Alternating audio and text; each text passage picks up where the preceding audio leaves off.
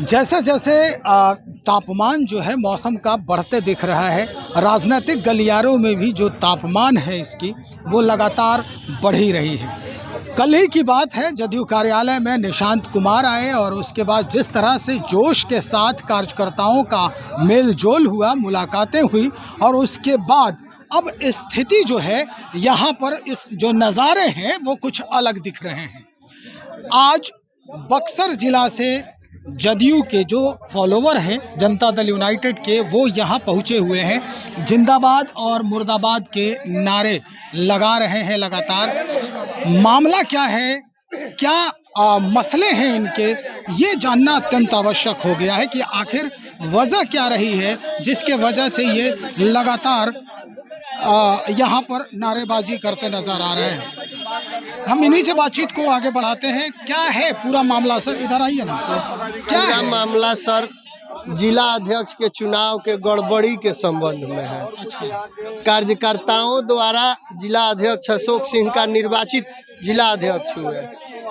पता नहीं यहाँ कैसे लोग, जब सब जिला अध्यक्ष का सूची निकला, पहला हम लोगों का नहीं निकला तो हम लोग आए अपने माननीय प्रदेश अध्यक्ष जी से, संजय गांधी जी से मिले, चंदन जी से मिले, निर्वाचन पदाधिकारी जी से मिले।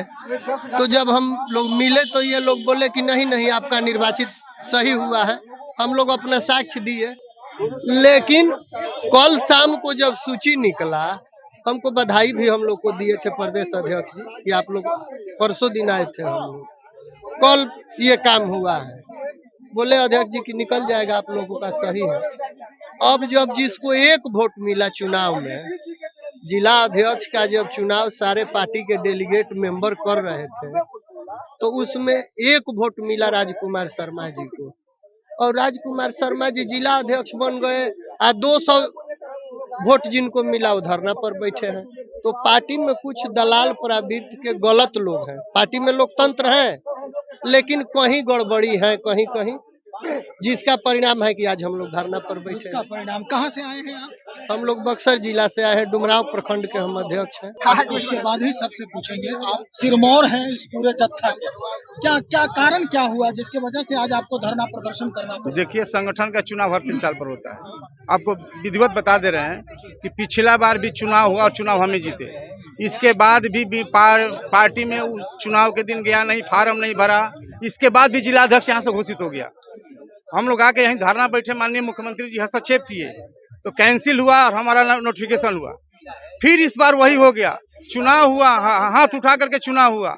210 वोट में 202 वोट हमको मिला और 1 वोट उसको मिला जो प्रस्तावक था, और वो आदमी फिर चुनाव जीत गया यहाँ से।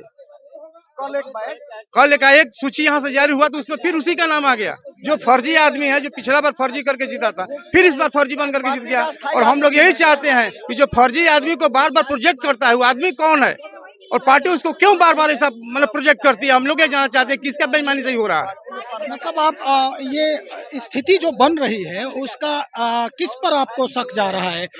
राज्य का निर्वाचन कमेटी है, राज्य के निर्वाचित पदाधिकारी है, निर्वाचन की कमेटी है, वही लोग बेईमानी करते हैं। अब ये हो सकता है कि किसी के दबाव में बेईमानी करते हैं लोग, किसी बड़े लोग के बैकग्राउंड से बेईमानी कराते हैं लोग, दबाव बनाते हैं लोग, वो लोग भी बेचारे हो जाते हैं और बेईमानी हो जाता है। हम लोग चाहते हैं कि बात खुले कि आखिर कौन इन लोगों के ऊपर दबाव बनाता है जिसके चलते हो रहा है।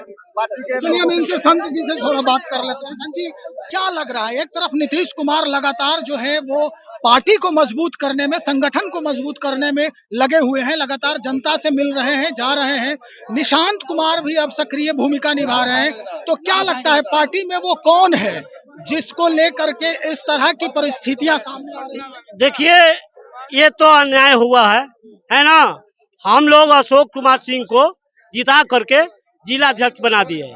जब 10-12 दिन के बाद फिर पता चला कि जो व्यक्ति को एक भी वोट नहीं मिला है, वो जीता नहीं, उसको जिला अध्यक्ष घोषित करके भेज दिया गया। तो वही हम लोग चाहते हैं कि न्याय मिले। और किस पर शक है? अब यहाँ निर्वाचन पदाधिकारी के जितने टीम होंगे वही लोग किए होंगे, उन्हीं लोग कराए होंगे, और दूसरा कौन करेगा? कई लोग हैं जिनका नाम जो है अभी भी आ रहा है कि ये सारे लोग मिल करके नीतीश कुमार को राज्यसभा भेजने की कोशिश किए हैं और दबाव बनाए हैं, तो क्या उन लोगों का भी हाथ हो सकता है? अब ये तो मालूम नहीं है। राजकुमार शर्मा को मिला था और उनको मनोनीत कर दिया गया। यही मेन है कि हम लोग को भाई न्याय मिले और उचित काम हो। चाचा, अगर न्याय नहीं मिलता है या जो भी मनोनीत व्यक्ति हैं उन्हीं को लागू कर दिया जाता है कि अब इन्हीं का आदेश मानना होगा, तो क्या करेंगे आप लोग? अगर नीतीश जी कहेंगे तो हम तो मान जाएंगे, मर जाएंगे, मिट जाएंगे, मानबे करेंगे, लेकिन अभी हम नहीं हटेंगे, हम लोग रहेंगे यहीं पर। नीतीश जी तो भाई बाहर घूम रहे हैं। तो कुछ कहेंगे ना, बोल देंगे ना, हाँ कि जाइए आप लोग, तो हम लोग चले जाएंगे, लेकिन इन लोगों के कहने से नहीं जाएंगे। प्रदेश अध्यक्ष भी कहेंगे? ना नहीं, चट्टे बट्टे लोग हैं, इन लोगों को नहीं मानते हैं। और कौन कौन चट्टा बट्टा है जदयू में? बहुत लोग हैं, जैसे अब जैसे हम कहाँ के लिए बोले, छोड़िए, लेकिन नीतीश जी कह देंगे कि आप बक्सर वाले चले जाइए तो हम लोग चले जाएंगे, और दूसरे का नहीं मानेंगे हम लोग। मैं व्यक्तिगत नहीं मानूंगा। नहीं, बहुत सारे मानिंद लोग हैं, जैसे ऊपर स्तर के लोग हैं, संजय झा जी हैं, वो भी आप लोगों से बात संवाद कर सकते हैं। तो करेंगे तो कुछ करें, हमसे आए हैं तो कोई कहता है कि उस रूम में चलिए, तो उस रूम में हम नहीं जाएंगे। आइए हमसे कहिए कुछ, सब लोग सुने, रूम में कहीं बुलाते हैं, आइए। अकेले में मुलाकात नहीं होगी, अकेले में हम नहीं करेंगे, हम समाजवादी विचार के हैं। आइए सब जनता के सामने बताइए कि भाई ये बात है, मजबूरी है। नीतीश कुमार कहते हैं कि अब अशोक जी नहीं रहेंगे तो हम लोग चले जाएंगे, लेकिन वो कहें, वहाँ कर बाहर कहें तो कुछ मिल रहे हैं लोग, चट्टे बट्टे लोग मिल रहे हैं, बस यही कहना है हमको। हम सत्येंद्र कुमार पाठक जिला उपाध्यक्ष रहे हैं, अशोक जी मित्र हैं, हम लोग 20 वर्षों 30 वर्षों से इसी में है, लेकिन गलत हो रहा है। पूरे प्रक्रिया में कौन लगता है आप लोगों को कि किसका ये हाथ हो सकता है? कौन आखिर में, जिस पर आरोप लगाए जा रहे थे कि कुछ जयचंद हैं जो पार्टी को तंगो तबाह करने पे तुले हैं, क्या उन्हीं जयचंदों का काम है कि इस तरह के क्रियाकलाप में? बिल्कुल, ये तो देखिए, ये तो निचले स्तर पर हम लोग संगठन की मांग करते हैं।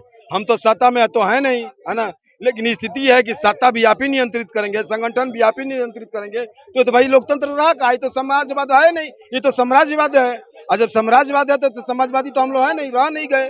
अच्छा, संगठन भी आप ही नियंत्रित, सत्ता भी हो। अच्छा, लोकतांत्रिक प्रक्रिया से जदयू के संविधान द्वारा जो निर्वाचित हुआ है व्यक्ति, उसको जिलाध्यक्ष न बना करके एक मतवाले को आपने जिलाध्यक्ष घोषित कर दिया, मनोनीत कर दिया। जो जिला निर्वाचित किया गया है, 202 डेलीगेट जिसको मत अपना देकर के विजयी बनाया, उसको आपने दरकिनार कर दिया, अनदेखी कर दिया, है ना।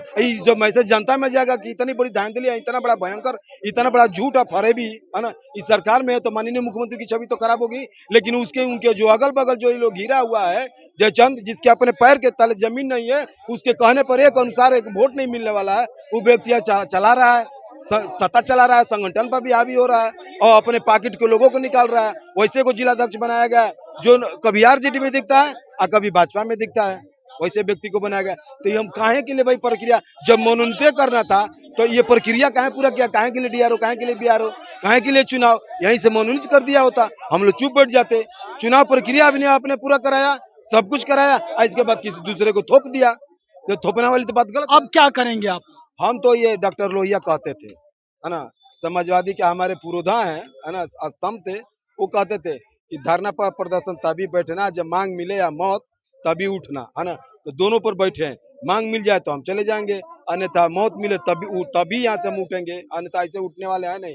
दोनों में पहले देखते हैं कौन आता है। रिजल्ट तो आ गया है, मनोनीत भी कर लिया गया है, क्या अब उस मनोनीत जो व्यक्ति हैं, जो अब कहा जाता है कि पार्टी ने मनोनीत कर दिया है, तो उस मनोनीत व्यक्ति के जो प्रणाली है कार्य की या उनके जो भी आदेश होंगे, आप लोग मानेंगे उसको? सही हुआ तो हमारी मांग मिलेगी, तो नहीं तो मनोनीत तो कर दिए हैं, वो तो अपना वाला कर दिए हैं लोग, अपना मनमानी तो लोग कर दिए हैं, लेकिन उसी के खिलाफ तो हम लोग बैठे हैं धरना पर।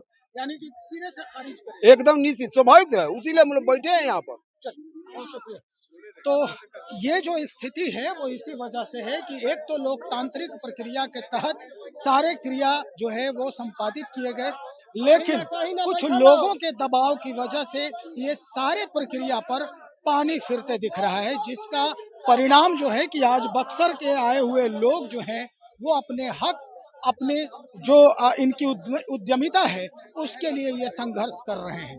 तो चलिए देखते हैं क्या कुछ परिणाम आता है, क्योंकि प्रदेश अध्यक्ष भी हैं, उनसे मुलाकात भी ये लोग कर रहे हैं और किस तरह से वहाँ से परिणाम निकलता है, क्या कुछ आश्वासन मिलता है, किस तरह से इन्हें समझाने बहलाने की कोशिश होती है, ये सारी बात फिर हम जानकारी देंगे आपको। इंतजार कीजिए, बने रहिए हमारे साथ। बहुत शुक्रिया।